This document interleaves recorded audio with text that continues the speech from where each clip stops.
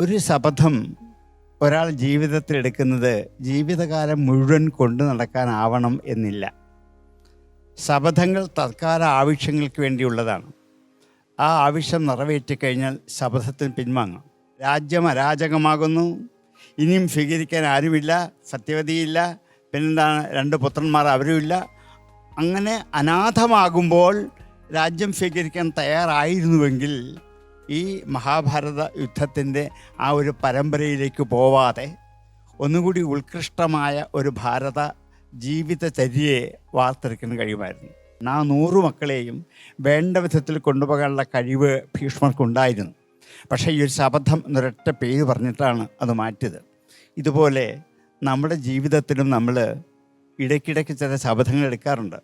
ഇനി ഞാൻ ഇന്ന് ആരോടും മിണ്ടില്ല എന്ന് മാത്രമേ ഉള്ളൂ, അപ്പോഴത്തേക്ക് മാത്രമേ ഉള്ളൂ. ഇതൊന്നും ജീവിതകാലം മുഴുവൻ കൊണ്ടു നടക്കാനുള്ളതല്ല.